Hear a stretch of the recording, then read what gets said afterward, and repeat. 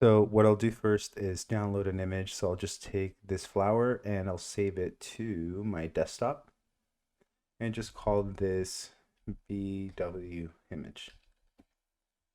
The important thing is that we use this image and we crop it. So you don't need to crop it right away, but I would crop it to. So let's go open with, and I'll just open it with photos. And the reason why I want to crop it is to get the aspect ratio to be square. So I'll go to crop, aspect ratio, square, and I get to pick kind of the location there. It doesn't matter if the quality is not the greatest. And I'll save a copy, calling it crop. The reason why we want to do this is to bring in an image sampler into our Rhino or into our Grasshopper file. So I'll go to this one and I'll just drag and drop. Now, the important thing is that you right click on it and you double click on it, change it to color brightness and interpolate, and then change the size to whatever size you want it to be. So I'll just say 0 to 100. And I'll create a rectangle here that is 100 by 100.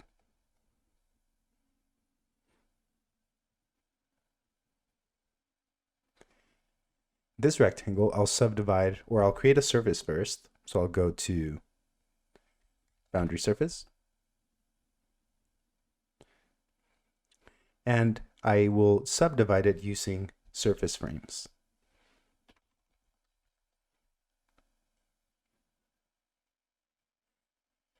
And extract the points. So I'll go here to a point component and make sure that we flatten the frames coming out. And now we can disable the preview on all of this stuff and see that we have some points that we can use with our image sampler. So let's go here to 150. And this is how you could increase the density of your pixels.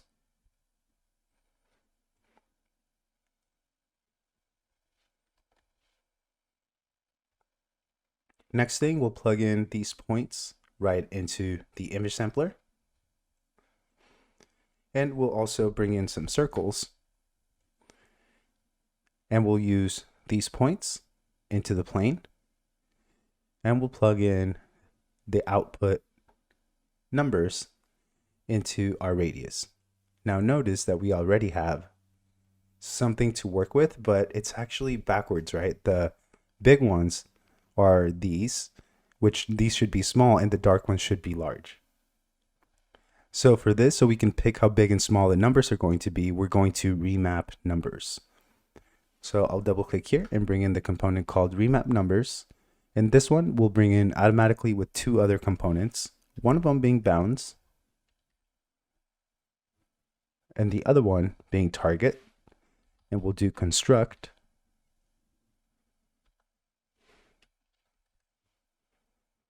domain.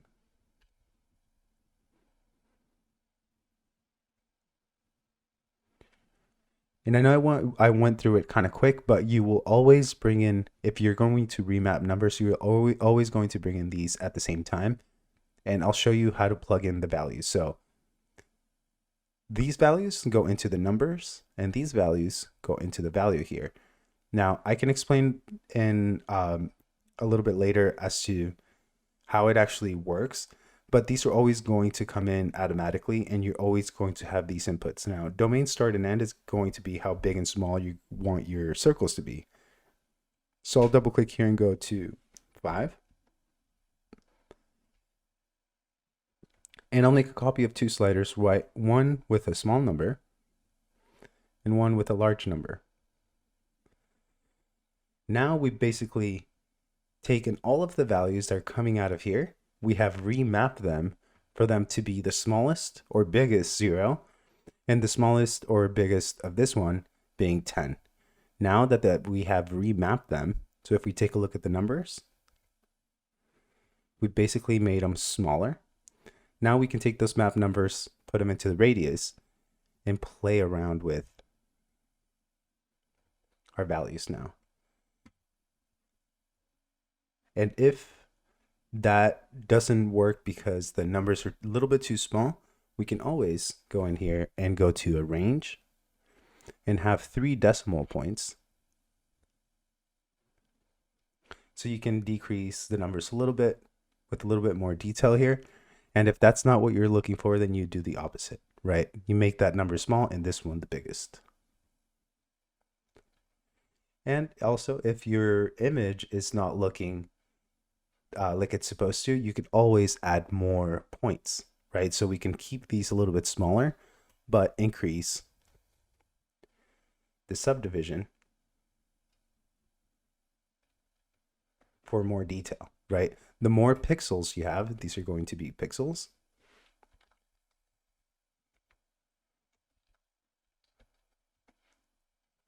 This is going to be image size.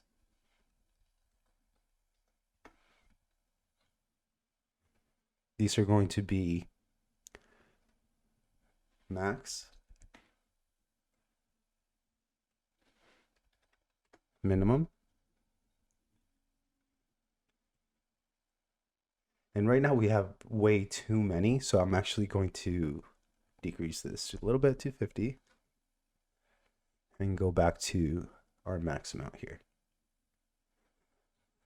Next thing is I'll take these circles and color them black, right? Because sometimes with the red, it's a little bit harder to visualize. And here's the thing, if we do turn these into like a surface or a mesh, it'll make the calculation take a lot longer. So sometimes I kind of wait till the end to do that. So let's go here to custom preview and a color swatch. Just turn this one to black and the circle into the geometry. So even just by adding and changing the colors, it looks a lot better.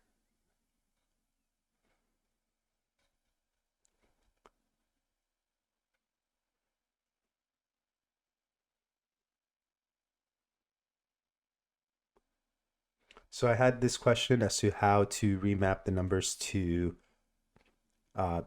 with an image sampler, and I had not done a video about it. So this is how you do it for an image sampler. So I'll disable here. And I had the same thing down here, just using a point for a point attractor. So I'll have both of these scripts here for you to play with and to take a look at how remapping the numbers work. Basically did the same thing for this one and for this one. So I'll bring this back.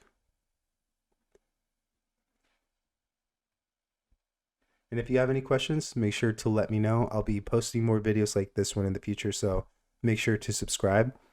And if you have any questions for future videos or ideas, let me know. I'll love to come up with a way to kind of explain the process for using Grasshopper.